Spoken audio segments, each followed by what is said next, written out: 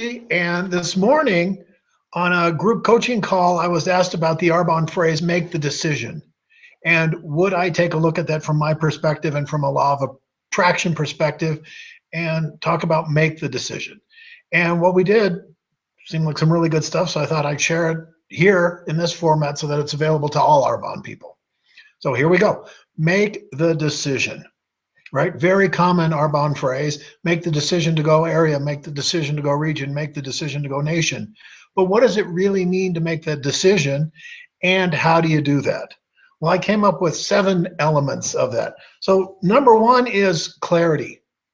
We have to be clear, what decision are we making? And here's the thing, a target like doubling your income or achieving a title like RVP or MVP doesn't mean anything. It doesn't have any innate natural magnetism to it. It's just a title or it's just an amount of money. It doesn't move our soul. It doesn't move our spirit. Consequently, it doesn't have any magnetism. So what we need to do is drill down and get clear about what is it that really matters to me in the first place. So the way you do that is you imagine that, okay, I've achieved my goal. I'm now an MVP. Then I ask myself, what does that mean? What would I do next? What would that make possible for me? What would that make different? What would be available for me now? A question like that, right? So, okay, I'm an MVP now. What would that make possible? I'd be more relaxed because I know I'd have more income. And then consequently, I'd be able to volunteer at my kids' school more. Okay, so first of all, we've already done some useful work because does being an MVP mean you'll be more relaxed? No, there's no guarantee there. You could be a totally stressed out of your mind MVP, and you can be relaxed right now. So we've already done some useful work because we have this equal sign that MVP equals more relaxed, and that's just not true. Being relaxed, being at peace with life is a choice you can make right now. But let's just keep going on with this drilling down process, right? So, okay, well, then I'd be more relaxed and I'd have more time to volunteer at my kids' school. Okay, so now imagine you're more relaxed, you're volunteering at your kids' school more. So what? What does that make possible in your life? What will you do next? What will that make available?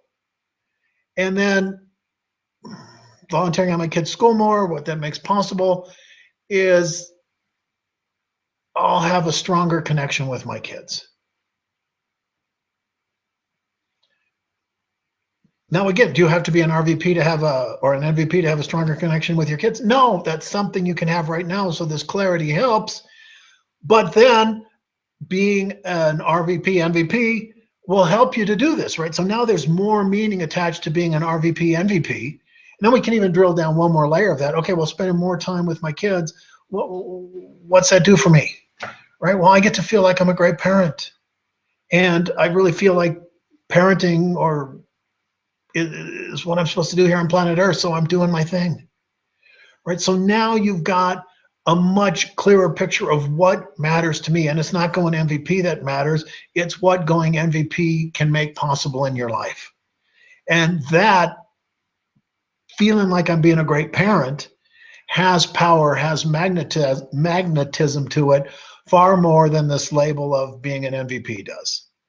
So if you make the decision, what is it that you're deciding? What you're deciding is I'm going for my dream of being able to have my choice, my freedom to spend real large chunks of quality time with my kids.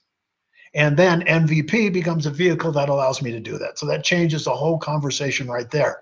So getting clear about what you want is an incredibly powerful thing to do. So now that's step number 1, get clear about what you want. Step number 2 is the analogy, life is a journey. Well, what do you journey on? You journey on a path. And if right at the beginning of the path is a big gate, that's either open or closed, and that gate is called, is it possible? Very often that gate is closed for people, right? So if it's not possible in my head that I can do this, there's no journey, right? And that happens all the time. Head trash, it's not possible because fill in the blank, we've all got our head trash reasons why it's not possible for me. Sure, it's impossible. It is possible for other people, but me, oh, no, not me. I can't do that for some reason. So when that gate's closed, you aren't going anywhere. Think about it this way. If I didn't think it was possible to swim, am I going to jump in a swimming pool? Not a chance, right? Because I'm going to die. It's very dangerous. if I don't think I can swim, if I don't think it's possible for me to swim, and you invite me over to your pool party, I'm probably not even going to come because, you know, there's a swimming pool there. And what if somebody bumps into me and I fall in? Or what if somebody has too much to drink and tosses me in? I better just not even go to your party because it's not possible for me to swim, right? If it's not possible in your head, you're not going to make you're going to make the decision and you won't back up the decision is what's going to happen. You'll make the decision, yeah, I'm going to do that, and then you won't. It's got to be possible. So super easy way to tell if it's possible or not is say out loud, it's possible for me to go region or go area or go nation or whatever's next for you. It's possible for me to do that. And then pay attention to how your body feels. And it's either going to feel true or not true. And if I say it's possible for me to go region and I threw up in my mouth a little bit, my stomach churned, the little voice in the back of my head said, not a chance, anything like that, then I'm in my own way and it's not going to happen because that possibility gate is locked shut. So we have to open the possibility gate. And there's all kinds of tools that we can use to do that. I'm not going to go on this video here because I've already got a whole nother video of that, which you can find at my website, jonathanmansky.com/personal-growth, jonathanmansky.com/personal-growth. And that's a 2-hour-long video of all kinds of different personal growth tools that you can use to open the possibility gate, like what if, Sedona method, tapping, all kinds of things, right? So open that gate. And, oh, by the way, this is a really great practice to just check it out every day. It's possible for me to go region. Yep, that feels good. Tomorrow morning, it's possible for me to go region. Yeah, that didn't feel so good. Hey, what happened yesterday? Oh, I got stood up for a coffee appointment. I got some head trash created that, oh, this isn't working. I can't do it. I've got to open up that gate again. And it's okay to have to open up that gate again. It's no big deal. Just open up the gate, because if that gate's closed, whatever actions you're taking are going to be far less effective than they could be, than you would like them to be. And then you're going to be frustrated. And then when we get frustrated, it's hard to be in action. And it's just a really nasty negative spiral. So is it possible? Okay, great. So now once we've got clear about what we really want and what's possible, and we've made it possible, well, actually one more thing about the possible thing, a big way around our goals that we get in our way about possible is we try to do how, and that's not our job. What you want is your job, and how is God's job or the universe's job, right? So when I go, how? Oh my gosh, how am I going to do that? Where's the volume going to come from? Where am I going to find the people? Oh my gosh, I've never done that much before. I've only done half that. How in the world can I do that? The possibility gate has just slammed shut, right? What you want is your job. How is God's job? But then your job again is part 3 of this map, is action. It's your job to do the little stuff. Make phone calls, follow up, invite people to events, all the little small things. It's your job to do as many of those as you can. And how that produces the results and the people that show up, that's all God's job. Just be in inspired action. Be in action. And set some daily minimums. If you do one ask a day, that hopefully doesn't seem too overwhelming. One ask a day. In 1 year, that would mean you have asked 365 people to take a look at that business. Do you think in 365 asks, you'll grow your business? Yeah, of course you will. And can you do more than one? Yes. But if we set a few really small daily minimums, like that one ask a day, it can make a huge difference over time. Huge difference over time. So being in action. Now here's the thing about being in action. Whenever we're not being in action and we're experiencing hesitation, resistance, procrastination, avoidance, those sorts of things, there's 100% chance that you're telling yourself a lousy story, because those behaviors are a perfectly natural, perfectly appropriate response to a crappy story. So if I am telling myself they don't want to hear from me anyway, wouldn't it make sense that I would avoid picking up the telephone? Or they're just going to say no, nobody wants to host, etc., etc. Avoidance is a perfectly natural response to a lousy story. So when we're not being in action, we need to ask ourselves this real simple question, which is, what's the story I'm telling myself? And we can always upgrade our stories. There's always a better story available to us, right? And things will not change until we change our stories. They won't, right? And this is a mistake people make all the time. They try to change their behaviors instead of changing their stories. And if I just try to change my behavior, I'm going to fail 99 times out of 100, because it's the stories that create the behavior. So if I say making phone calls isn't fun, yes, every once in a while I can use willpower and effort and force myself to make some phone calls. But every time I want to make phone calls, I have to push myself over that hurdle of this isn't fun. And most days I'm not going to make it. So all I have is willpower and effort, and that's not sustainable. It's not a good strategy. If I change the story to making phone calls is fun, I'm going to naturally want to make phone calls because it's fun, right? Neither one of those is true, by the way. Phone calls are neither fun or not fun. That's all up here. It's a choice you make. It's another decision you make. Changing your story, and you change your life. So procrastination, right? The behaviors that we would like to change, procrastination, avoidance, not calling people on your chicken list, all that sort of stuff, just means you're telling yourself a lousy story, and it's time to change the story. And even though you have stacks of evidence to prove that that story is true, evidence doesn't prove a gosh darn thing. Evidence doesn't prove anything, because evidence is totally distortable, totally twistable, extremely subjective, and will discard inconvenient evidence all day long and hang onto the pieces that support our point of view. The only thing evidence proves is that if I've got a stack of evidence, then that proves that I've been telling myself the same lousy story for a long enough time to accumulate a stack of evidence. That's the only thing evidence means, is I've been persistent in telling myself this lousy story. So change your story. What's the story I'm telling myself? How do you change your stories?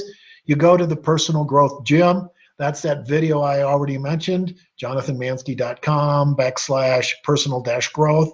Go there, go there, go there, because that'll give you that information. Change your story. If you don't change your story, you're doing the insanity thing, doing the same thing over and over again.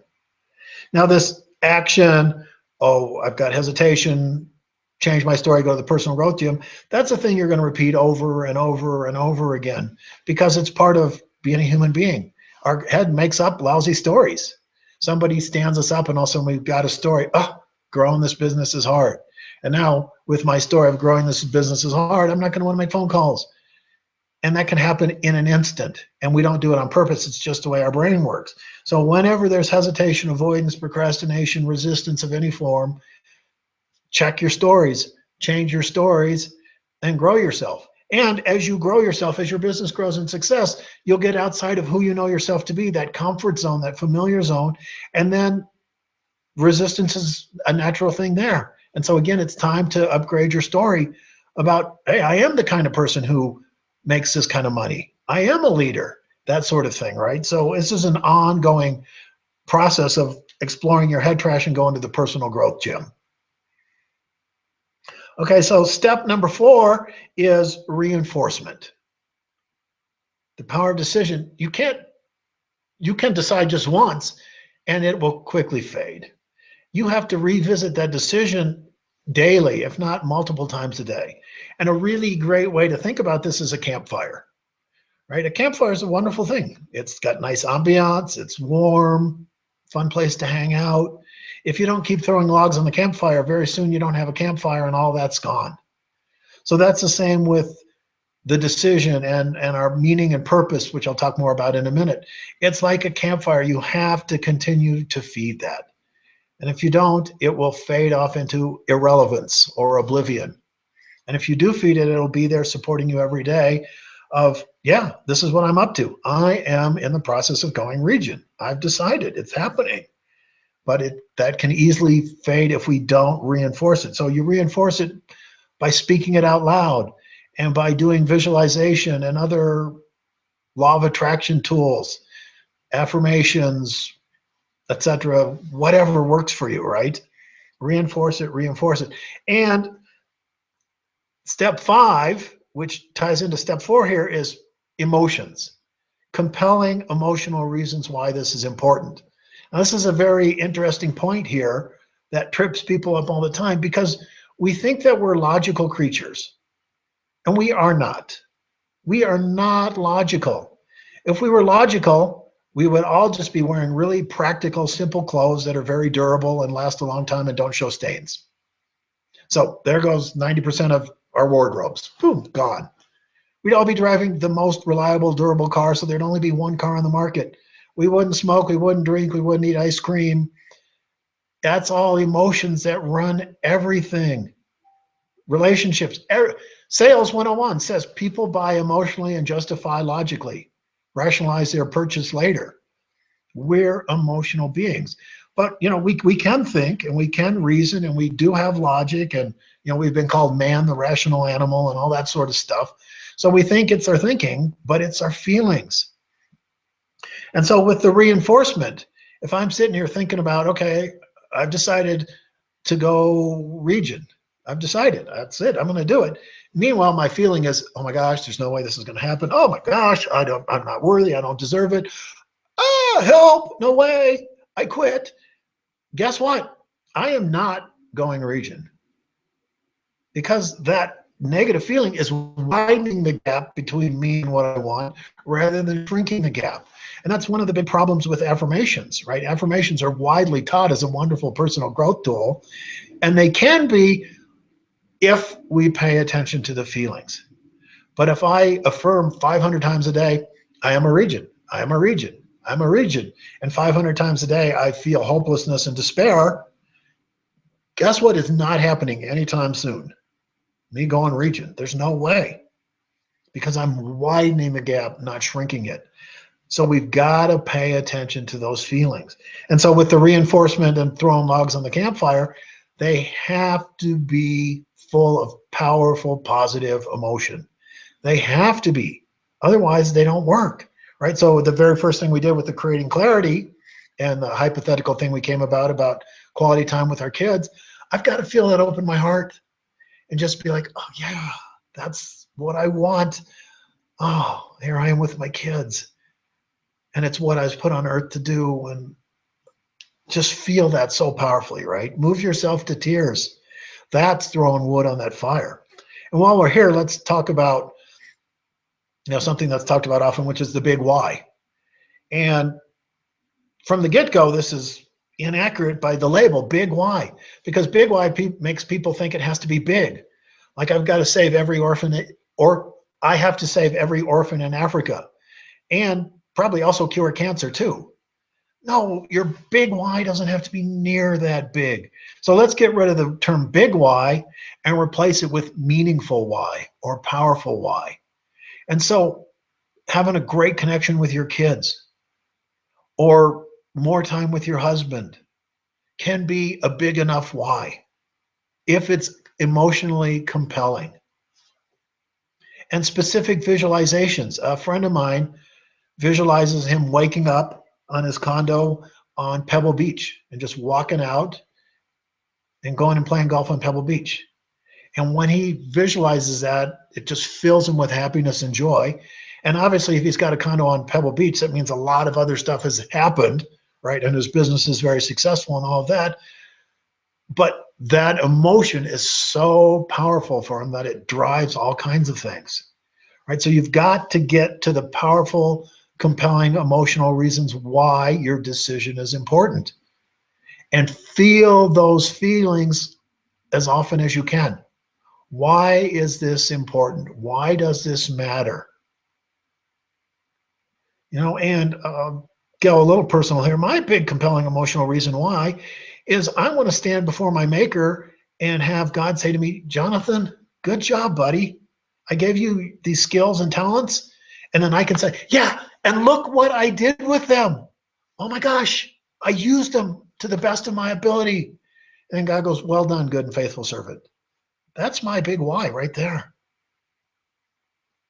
So compelling, powerful emotions, reasons why is huge. And that's very oftentimes lacking in people's decision to decide, right? Make the decision. Okay, part 6 of this little formula is, okay, we've made the decision, but then there's the counter intent, the hidden agendas, right? And for this part of the discussion, our theme is going to be, one of those old-fashioned balance scales. There's the pan on either side, and if this side's heavier, the scale tips this way, and if this side's heavier, the scale tips this way, right? So on this side of the scale, I've got what I want. And then on this side of the scale, which is oftentimes in the shadows, we're not even aware of what's going on here. Where this side, we're very aware. I want to go nation. Right here, I can see it clear as day. I want to go nation. But on this side is, it's not safe to get out of my comfort zone. I don't deserve to succeed. I'm not really a leader.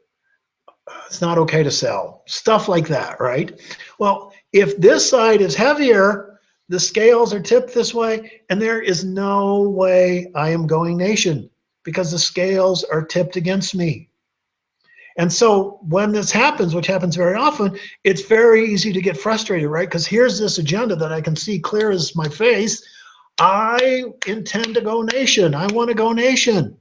And it's not happening. And I'm frustrated because there it is. I want to go nation. But the thing to remember is that in our lives, there is always an agenda being fulfilled. Always, always, always, always. And so if this agenda isn't being fulfilled, there's one being fulfilled over here.